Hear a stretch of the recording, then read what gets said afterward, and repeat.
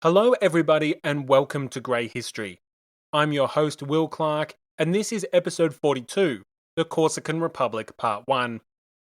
Now, as previously mentioned, this episode on the Corsican Republic is available exclusively for Patreon supporters of the show.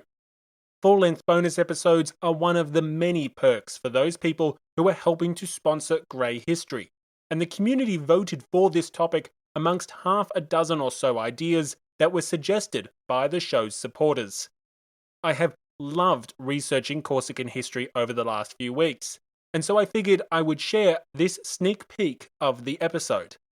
I mean, Corsican history is just fascinating. This island, which is the most mountainous in the Mediterranean Sea, has been invaded by the Phoenicians, the Etruscans, the Spaniards, the Carthaginians, the Greeks, the Romans, the Byzantines, the Vandals, the Ostrogoths, the Saracens, the Moors, the Lombards, the Franks, the Pisans, the Genoese, the Milanese, the Aragonese, the French, and, of course, the British. Because you really didn't think I was going to list all those names without mentioning the British, did you? Of course not. Now, this sneak peek is going to cover the worsening relationship between Corsica and Genoa.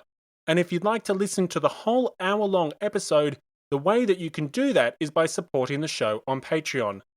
Multiple Patreon supporters have written in saying how much they've enjoyed this full-length bonus episode, so I think you're really going to love it. As a reminder, I've left my job to focus on bringing you more Grey History more often. And as much as I love bringing you Grey History, it's just not sustainable without the support of the listeners of the show. If you enjoy Grey History, if you'd like more Grey History, then I need your support. You can sponsor the show for as little as $2 per regular episode and access hours worth of bonus episodes, episode extras, behind the scenes videos, and more.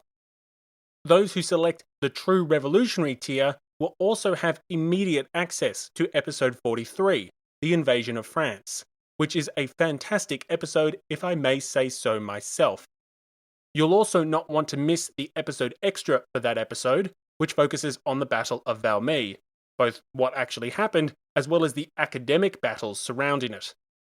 So Google Grey History Patreon or follow the links in the show notes or on the website, and help do your bit to keep Grey History on the air.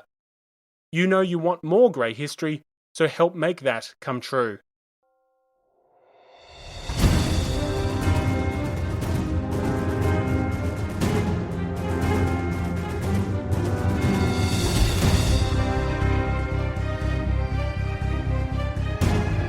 Welcome to Grey History. Episode 42, The Corsican Republic, Part 1.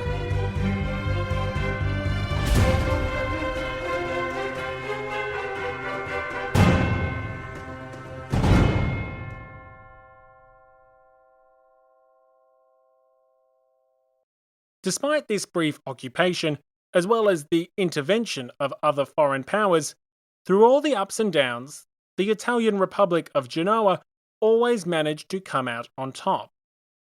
Or at least, when it came to Corsica. Their control was challenged often by various combatants, but time and time again, the Genoese somehow found themselves maintaining their hold on the island. A group that had fared far less well were the local nobility. After numerous conflicts and civil unrest, by the start of the 16th century, the power of the nobility had been reduced substantially. They had been a major player in Corsican politics for the last several hundred years, but by the 1500s their power had most certainly been curtailed, and it would never return.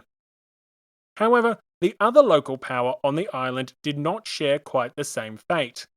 The Terra del Comune had fared comparatively better. In the 1500s, for example, the Terra del Comune and its democratic institutions were still functioning. In fact, the historian Ferdinand Gregorovius praises the situation Corsica found itself in, despite being controlled by a foreign power. Compared to the situation in mainland Europe, where much of the continent was under the reign of despotism and autocratic rule, Gregorovius writes favourably of Corsica and the relative liberties it enjoyed.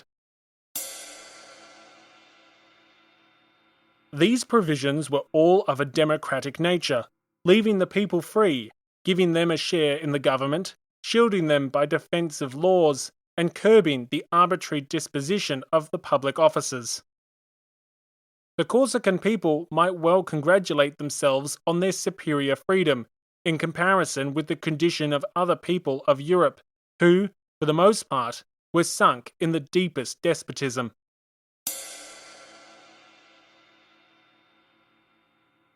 Yet, the liberties praised by historian Gregorovius would not last forever. By the time of the 18th century, the situation had changed dramatically. Genoa had certainly passed her peak as a maritime republic. The Italian city-state was increasingly corrupt, with the richest families of the once mighty republic allowing the state to corrode and decay as they tended to their own enrichment. In such a scenario, the Genoese sought to extract whatever value they could from Corsica, an island they viewed as little more than a colony. By the 1720s, the situation on Corsica was prime for a major rebellion, and the reasons for this seemingly inevitable revolt were multiple. Firstly, from the second half of the 16th century through to the start of the 18th century, the Genoese presence in Corsica had become more regular and consistent. Foreign invasions and local rebellions were far less frequent than they had been during the 12th to 16th centuries. As a result, historian L. H. Caird claims that Genoa had the opportunity to oppress Corsica methodically. That's his word, methodically. Amongst his many accusations, Caird claims that Genoa treated the island as a subject nation, deliberately preventing the island from developing its economy and improving infrastructure and public works. At the head of this misgovernment was the Genoese governor, who used the position to extract wealth from the island and soon reserved much of the government's posts for other Genoese to do much the same. Finding themselves increasingly locked out of the governing of their own homeland, the Corsicans were also frustrated to see that the commune's legislative assembly was being ignored, excluded, and outright disregarded by the Genoese. Taxes introduced in the 1720s, combined with new administrative measures imposed on the island by Genoa, simply added more fuel to the fire. Outrageously, the two governors, as there were now two of them thanks to those administrative changes, were invested with what amounted to absolute authority. Most notably, they could condemn people to death without proper legal proceedings, and thus essentially do as they pleased while they enriched themselves from the island's wealth. Unsurprisingly, arbitrary rulings and the complete miscarriage of justice was the result. With the right connections and bribes, the guilty would go unpunished, and the innocent could be found guilty for doing little more than standing on the wrong toes. Furthermore, as the officials were compensated with a portion of the revenue raised from fines, confiscations, and seizures, the Genoese administrators were incentivized to find new means of extracting wealth from the locals in the most arbitrary and despotic of manners. In addition to severe trade restrictions to benefit Genoese traders, this had an understandable detrimental effect on the economy. Perhaps not the most unbiased of descriptions, but I thoroughly enjoyed one historian equating the actions of the Genoese to that of vampires. This situation, toxic enough as it was, then combined with a rather unique culture on Corsica, the culture of vendettas. A vendetta, in its simplest form, can be described as a feud between two or more parties, often families or clans, that generally last multiple generations. Generally, a death would occur at some point in time during this feud, perhaps arising from some sort of argument, and in the absence of fair justice, honour demanded a life be taken in return. In a land where justice was by no means impartial, and the wealthy and well-connected could escape their rightful punishment, vendettas became one of the few means to restore one's honor and ensure true justice.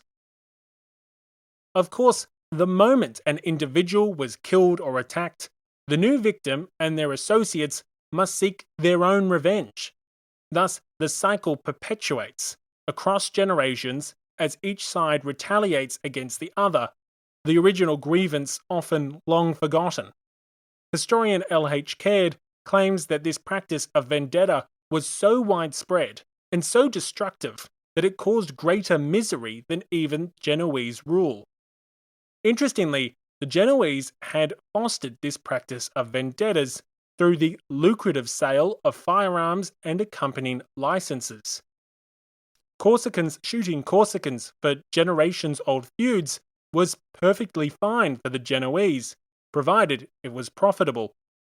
So, despite the 17th century being relatively calm in Corsica from a foreign invasion point of view, it would only be a slight exaggeration to say that every man on the island was armed, and thus there was no shortage of bloodshed.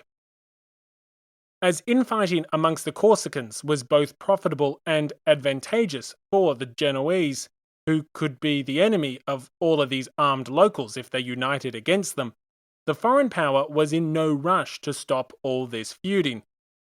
As I said earlier, by this time Genoa was treating Corsica as an island in which wealth was to be extracted. The Genoese did not see Corsica as their own community to be fostered, nor as an equal in which both partners could prosper together. So, by the end of the 1720s, what we have here is a tinderbox waiting for a flame. Public opinion was incredibly hostile to what was seen as Genoese tyranny. Corsica was ripe for rebellion.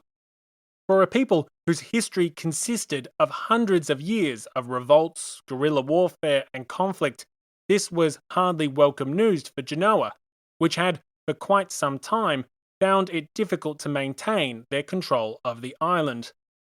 To make matters worse, the Corsicans longed for a return of their rights and liberties. A tradition and culture of independent, republican, and democratic government had long established itself in Corsica, and the abusive mismanagement by the Genoese made these past customs all the more desirable. Corsica was a ticking time bomb. But when the fuse was finally set alight, a series of events would be set in motion that no one could have anticipated. New enemies would arrive, new allies would emerge, but most importantly, the people of Corsica would create a republic that proved inspirational for the future great powers of the modern and democratic world. Thank you for listening to this sneak peek of episode 42, The Corsican Republic Part 1. The full episode, which is almost an hour long, covers more than 2,000 years of Corsican history and is available right now for those people helping to support me and the podcast. There's no big studio supporting Grey History, no huge advertising dollars, no large network with cash to burn. It's just me, myself, and I. If you're enjoying Grey History, I desperately need your support to keep going. So please, it will only take a couple of minutes to join the community and help keep Grey History on the air. As always, thank you for listening, stay safe, and have a great day.